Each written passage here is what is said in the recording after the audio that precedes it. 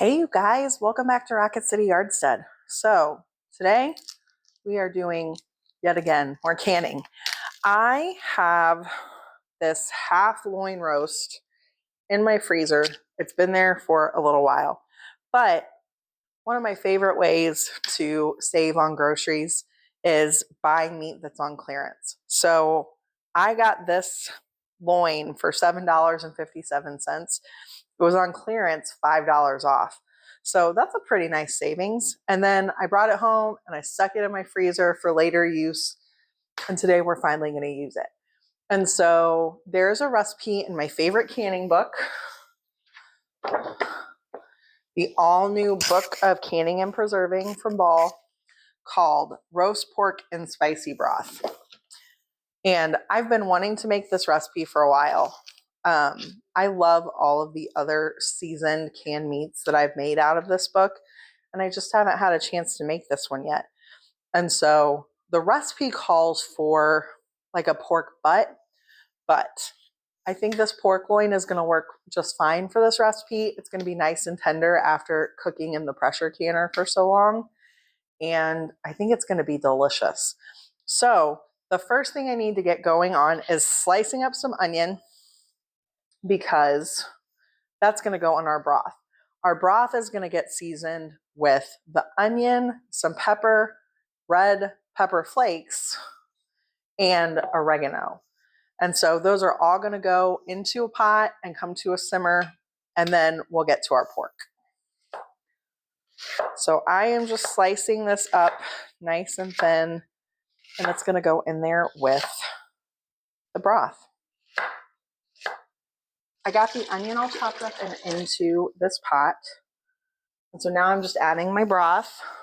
Now we need to add our other seasonings. So we need 3 tablespoons of oregano. I should mention here that I have almost enough pork for a double batch. So if you were making a single batch, this would be 1.5 tablespoons. That was just about exactly what was in my oregano jar. It is called spicy broth, so we need 4 tablespoons of red chili pepper flakes. And it is good that I bought some more in preparation for this dish, because I would have run out.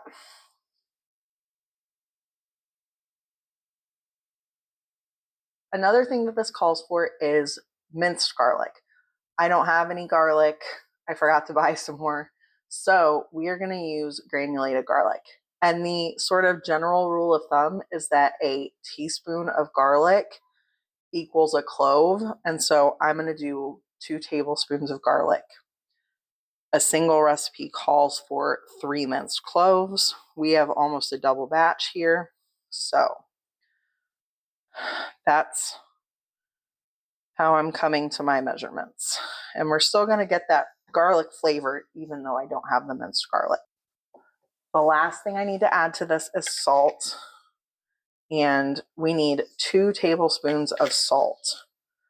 The pork is actually going to roast in the oven, and it will get a little bit of salt too. So this is going to be a relatively salty product, I think. But now we just need to get this on simmering. Now that our broth is going, we can get working on our pork.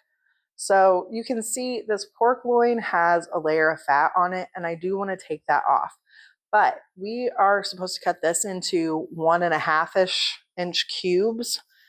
And so I think it's going to be easier to take it off if I slice the pork some first.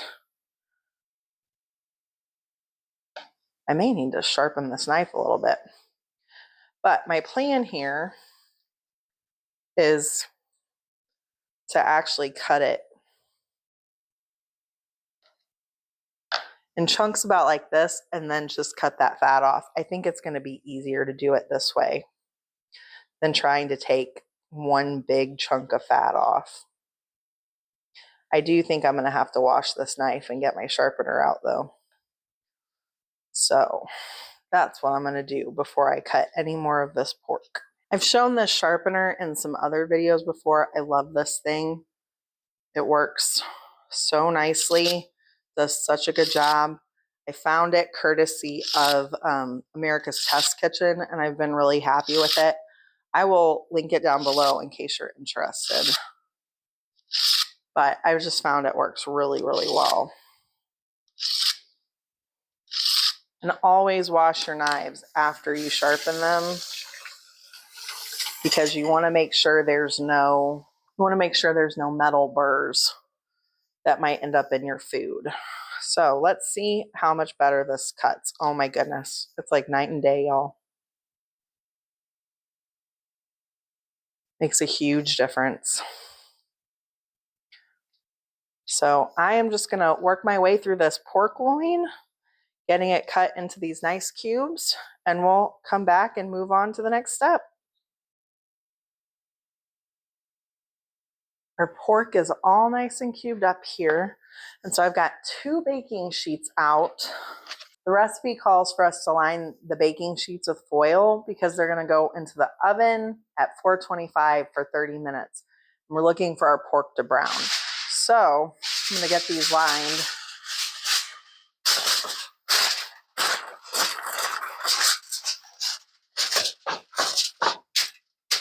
The next thing I need to do is sprinkle our pork with pepper. It calls for this double batch, it calls for about a teaspoon of pepper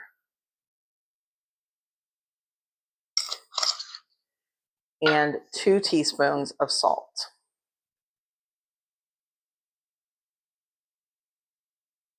And we're going to toss our pork all up. Now I'm going to get my hands all dirty in here and get the pork all tossed in that salt and pepper.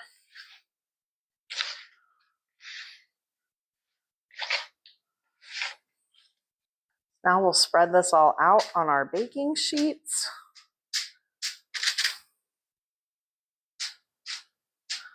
We definitely want to leave room because we're looking for the pork to brown a little bit.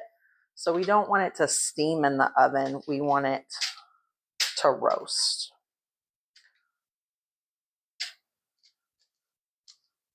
One of my favorite things about having this kind of stuff in our pantry is that you think about the summer and you think about all of the abundance that comes in from the garden.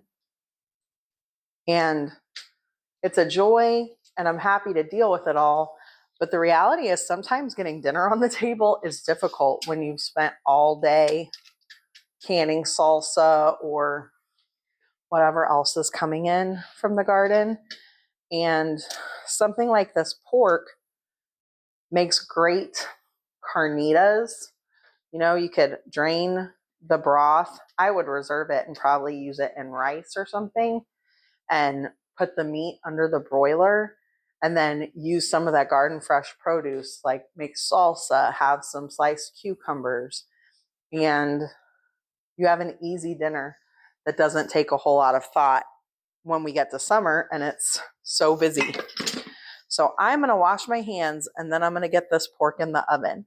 30 minutes, we're just looking for it to start browning. Our pork just finished cooking and it is right at 30 minutes starting to get brown. So it is now ready for canning. I'm going to grab our second tray of pork out of the oven and set it over here by our jars. So at this point, we are filling our jars half full with pork. I think, I didn't weigh it, but I think by the time I cut the fat off of my pork that I had somewhere around 5 pounds. So I've got 10 jars out here.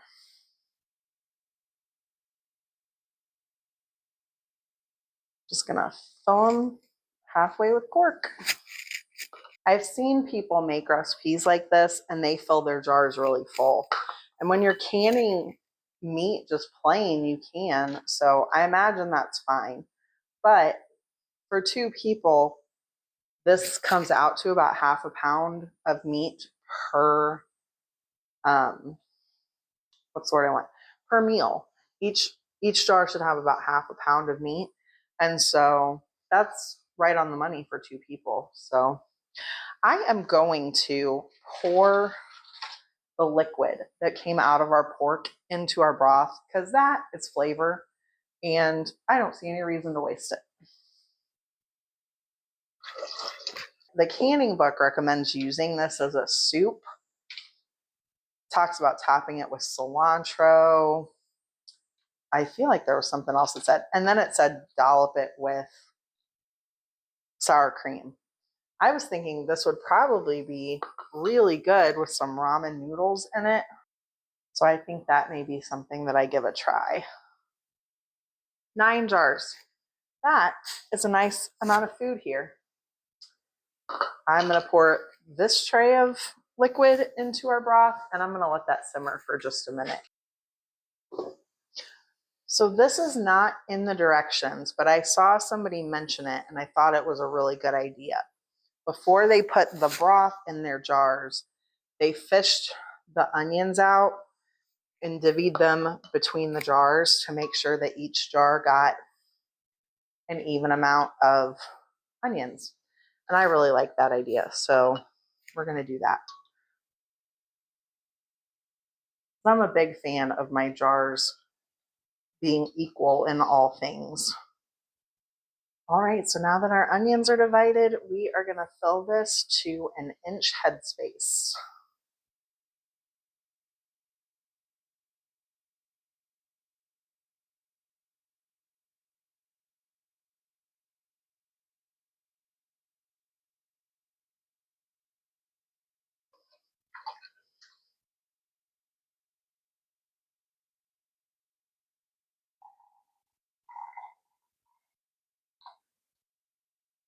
Now that our jars are full, we're going to wipe the rims down with some vinegar. I feel like some of you who watch are probably like, we know already, but in case this is somebody's first time watching, you always want to wipe the rim of your jar down with vinegar if you're canning something that's sticky or could have some fat in it, like when you're cooking with meat and broth.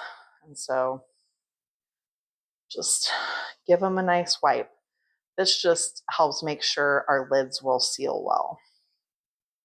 I did also want to mention here that I had exactly enough broth left to fill that last jar.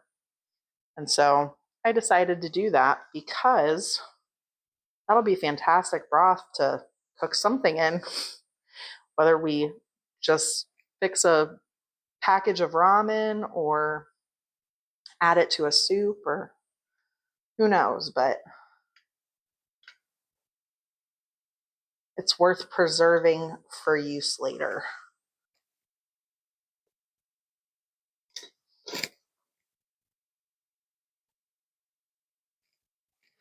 These jars are really hot, so they're a little hard to hold on to for getting finger tight. I'm gonna pop these in our canner. Get our lid on here and we'll wait for our lock to pop up and for this to vent for 10 minutes before we do anything else. Our lock has popped. Our vent is venting. It's very hard to see in my kitchen that it's venting, but I think you can hear it.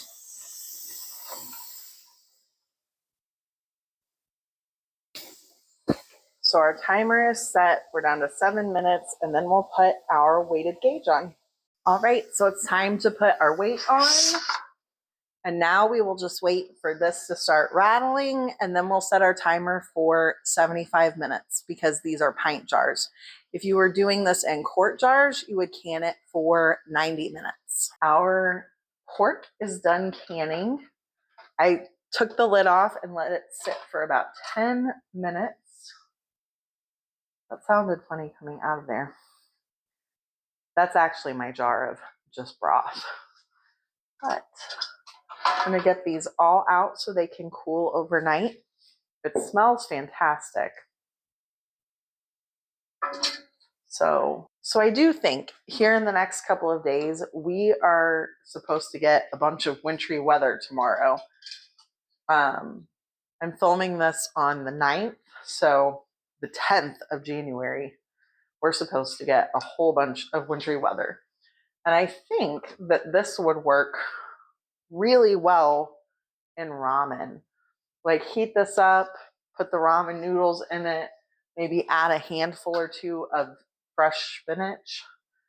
And so I think that we are going to come back and do that together and see what this tastes like. So I'm going to let this get cooled off, and it'll feel like seconds for you guys, but I'll see you in a day or two.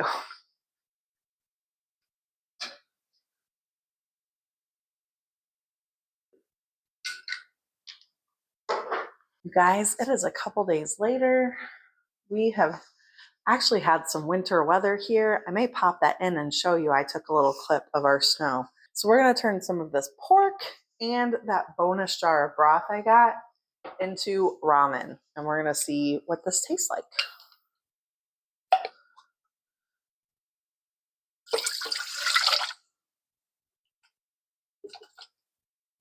So I'm just going to add this straight to a pot and bring it up to a boil, and then we'll add some ramen noodles to it.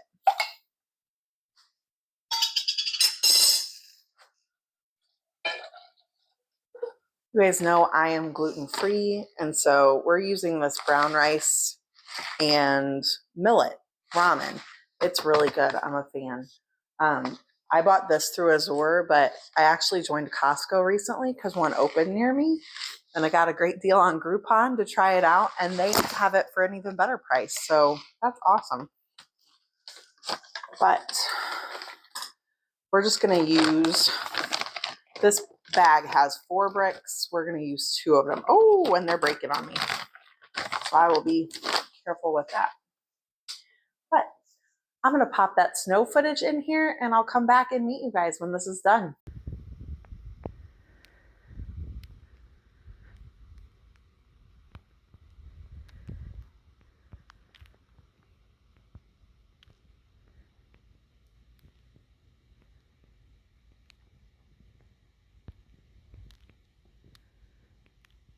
Our ramen is done cooking, and so I figured I'd show you how I'm going to plate this up. We're going to get ourselves a nice handful of spinach in the bottom of each of our bowls.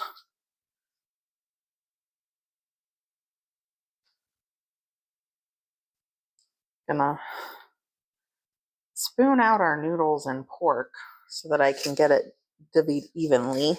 Ooh, that was toasty. You can see here, while this was heating, the pork started breaking up into little chunks.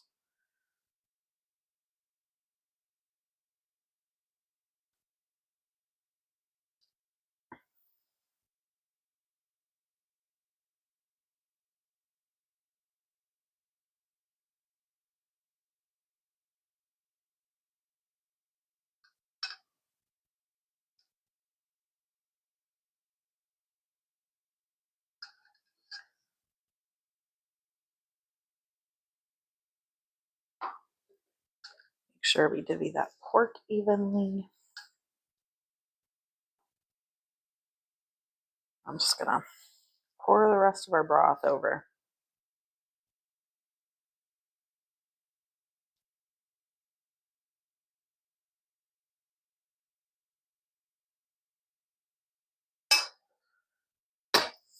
Since I decided to go Asian with this pork today, we are going to add a little bit of soy sauce to each of these. I cooked up a couple of jammy eggs so that we could have those with our ramen.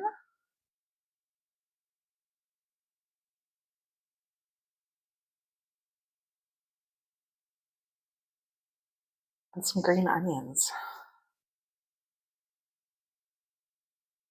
Doesn't this look fantastic? And it's so quick. So it looks beautiful, but let's take a bite and see how it is. The proof is in the tasting, right? So it looks beautiful, but how's it taste? I am actually going to pull out a chunk of this pork first and give it a taste.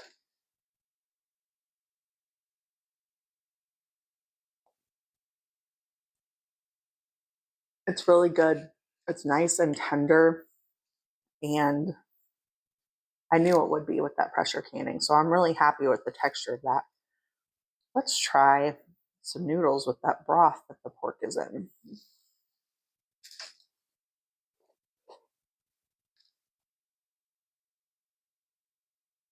Ooh, y'all, they're not kidding when they tell you that it's spicy. It definitely has a kick to it. The recommended usage in the book actually calls for topping it with a little sour cream. I understand that because it would help cut the heat a little bit. But this is delicious. The soy sauce definitely added a little bit to the Asian flavor of doing it as ramen, but I'm really happy with this. And this took me not a whole lot of time, maybe about 15 minutes. So I'm really happy with this pork and how it's going to work out for us. So thanks for hanging out with me, I guess, over a couple of days. I hope you guys have a wonderful day, and I'll see you next time. Bye.